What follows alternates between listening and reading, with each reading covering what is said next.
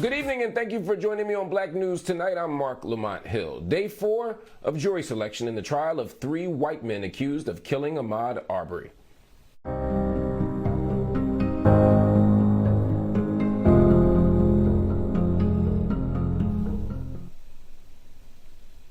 An attorney for one of the accused has voiced concern about banners and signs supporting Arbery's family in front of the courthouse. Lawyers fear the signs will influence potential jurors in the trial. BNC's Dre Clark got a chance to speak with some in the community about the case. Glenn County, Georgia, a rural and coastal community in the Deep South. 85,000 people live here and they're mostly white. Like many other places in the South, race has always been an issue here. The killing of Ahmaud Arbery has reopened old wounds.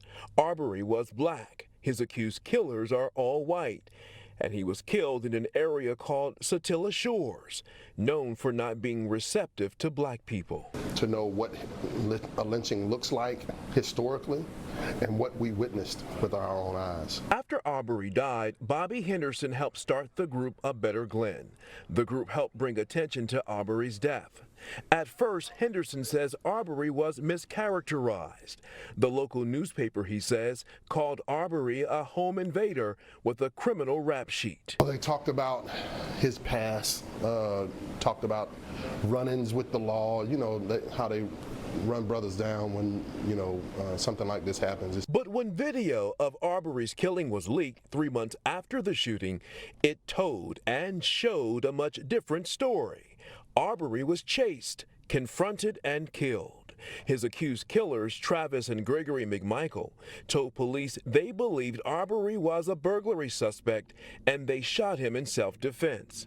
William Bryan, also charged with murder, recorded the shooting on his cell phone. The leak of the video has been imperative to actually getting justice. The black community cried, "Not again." The white community here stayed mostly quiet. But Pastor Drew Thompson, a white minister with the church in Brunswick, made sure to talk about it. We talked about it, we prayed. The discussion was uncomfortable, but Pastor Drew was unwavering.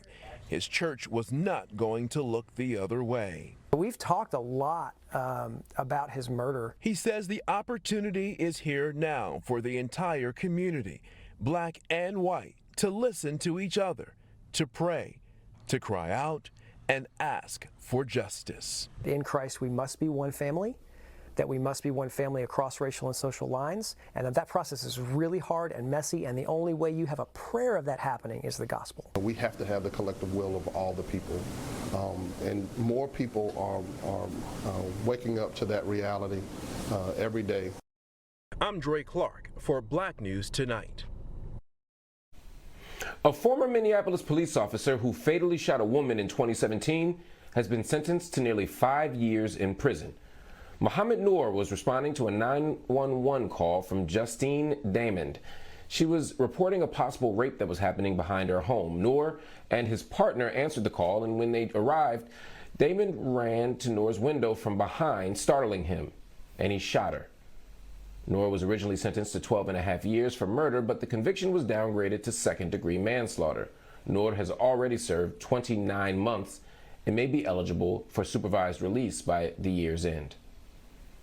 Courting of black voters for upcoming elections is already underway as Republicans are ramping up their recruiting efforts. BNC correspondent Narissa Knight has more on a grand opening in Georgia and plans for national outreach to impact black voters. Narissa Knight reports. With the Republican Party, we can get that economic empowerment piece and allow for our community to thrive. From promos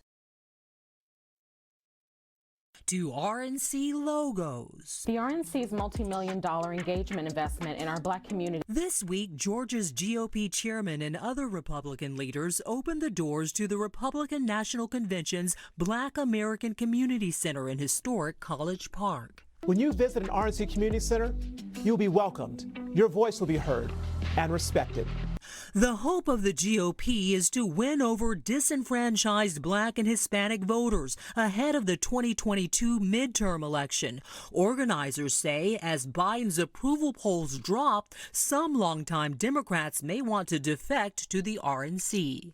There are a whole host of issues, especially economic issues, that Black Americans care about. And look, at the end of the day, forced vaccine mandates are wildly unpopular. Republican leaders will operate these centers to register voters and host movie nights, faith nights, and block walks. If you want to host an event, a round table, and you want to do it here and have a community dialogue with Black civic leaders and church organizations and the Republican Party, come here to the community center. It is a resource center. It is here for you, run by people that look just like you because we care. This map indicates where Republicans hope to gain ground after the opening of the community centers in 15 cities across the country, including this one that opened Monday in San Antonio, Texas.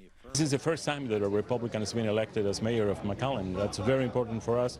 That's one of the reasons why we open a community center like this in McAllen and another one in Laredo. These centers in Republican-backed buildings will house tax help programs for Latino and Black residents and financial advice services, along with entertaining activities. The RNC will be right here in the heart of all these Black communities as a partner, highlighting values and empowering policies that will make a positive impact in the lives of so many people. Their hope in various states like Georgia and Texas, Bexar County is most assuredly trending Democratic, is to garner support for the expanding share of Black and brown voters that President Trump pulled in 2022 while winning 12% of the Black vote and 25% of the Latino vote. Which led to President Trump more than doubling his support with Black women and resulted in electing 2 new Black Republican members of Congress. While some Black Democrats say they will never change parties, the RNC has committed to spending $2 million on Black community centers targeting those all-important battleground states. Narissa Knight for BNC.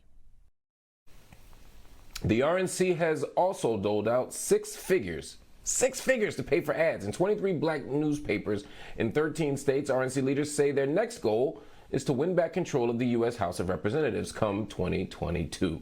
Joining me now to talk more about this is political commentator and GOP strategist Melik Abdul. Malik, always good to see you on Black News Tonight. What parts of the Black community are Republicans trying to win? Well, it depends on exactly where you talk about, because, of course, demographics matter, geographics matter. But in the case of College Park, what they're trying to do is actually reach those Republican voters who the Republican Party, for the most part, have pretty much ignored because there really wasn't a vote there. So you're talking about your urban, ex-urban areas like College Park and even places around the country. I think they're going to be actually opening another one in Cleveland. But just to point out, this is something that's being done in concert with other things that are happening in the party. Opening community centers, they're not enough, or resource centers, as I actually like to call them. That won't be enough, but it will also be some of the work that many of the Republicans are out there doing, like me, like my good friend down there, the chair of the DeKalb County Young Republicans, Dante Thompson. He has actually been doing a lot of work there on the ground. So the hope is that he would be able to use these resource centers as well to actually push his message and really trying to grow the Republican Party. So it's an all-hands-on-deck approach that I actually support, and I think it could reach Black people all across class and even geographics. So when you reach those Black voters, what do you say to them? Well, again, it depends on where you are.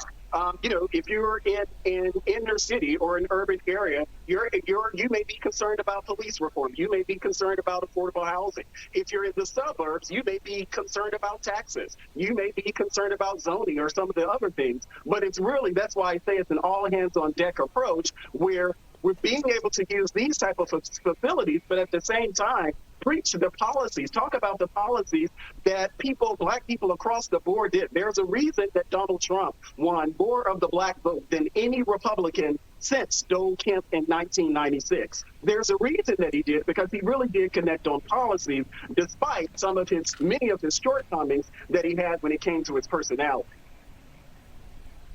So you talk about some of the issues you might bring to folk. You come to them and you say, hey, you care about how policing occurs in your neighborhood. You care about schools.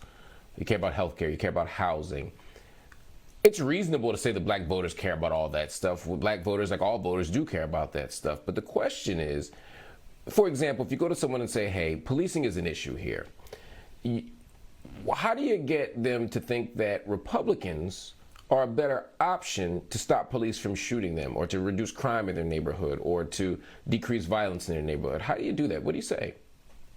Well, I think particularly in areas like College Park or here in Washington, D.C., or some of our other larger inner cities, if you will, it's not so much being able to convince voters that Republicans are better, because at the end of the day, the likelihood of Republicans being a mayor of D.C. or Baltimore or any some of these other places are really slim. But what we can connect on are policies. So really talk about those things. There's an effort that I'm working here on D.C. We're going to try to address qualified immunity at the local level. I'm a Republican. I live in Washington, D.C. I don't live in the suburbs. I live in the community, and it takes people like me. It takes people like Dante Thompson and many others who are down there in the community to deliver the Republican message that won't just be, we need you to vote for us.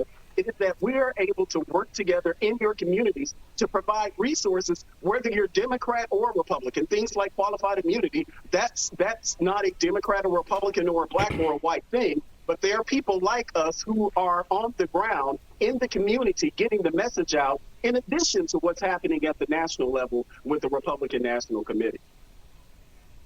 So that's an interesting point. You're saying it's not just about getting people to vote Republican, it's about actually shaping and informing policy by adding different perspectives and different takes. That's an important thing here. One thing that is going to be a challenge for you is that black folk are resistant to the Republican Party, the Republican message, not just policy, but the tone of it. And in the era of Trump, things didn't get better for a lot of black folk. I'm talking about in terms of how they read the Republican Party. What does the Republican Party have to do, before we go, to adjust its tone so that people are receptive to a message? Well, you know what? And I'll actually say, because I talked about the Republican Party's messaging problem, but as I said, just in the earlier clip there, Donald Trump winning more votes of any Republican since 1996. With Candace Owens, with some of the other messengers that many people in the black community have a problem with. The fact is that Donald Trump did better than any other Republican since 1996. So we know, based on that type of data, that there is a possibility that you can actually. But I'm asking a different question. I'm asking a different question, Malik. Just to be clear, I'm not asking about percentages of vote. I'm saying surely you'd acknowledge that there are black people who were turned off by Donald Trump's message. Even the slice of voters that he got, there's still 80+% of folk, almost 90+% of folk who didn't go for him. My question is, can the Republican Party adjust its tone, or what kind of changes does the Republican Party need to make? Now, if you think they don't need to make any changes, that's fine. But my question is, what type of changes do they need to make? Well, again, so it's opening community centers like down there in Georgia, doing the work that I'm talking about here in Washington, D.C., connecting with community, doing things where the people who are actually doing the grassroots organization on the ground, connecting with them, because they are the people in the community. Yes, the Republican Party has always had a messaging problem, which is why we'll say roughly 90% of black people vote Democrat. They don't just vote Democrat because they're in love with the Democratic Party. Obviously, the Republican Party's messaging has been off, and even in the matter of Donald Trump, there are plenty of Republicans, me included, who've been critical of Donald Trump. We know that there's a deficit there, and in many ways, Donald Trump did not help it. And I actually think Donald Trump did more to hurt himself with the. I got to run. You know, I got to run, Malik, but we're gonna. I love talking to you, brother. When you come back next time, you're going to answer that question fully. Everybody, stay with me. We got much more coming up on Black News tonight. We want to make sure you join the conversation. Head over to our BNC Instagram and Twitter pages. Let us know how you feel. Also, visit our website, bnc.tv, and subscribe to our YouTube page to check out clips from the show.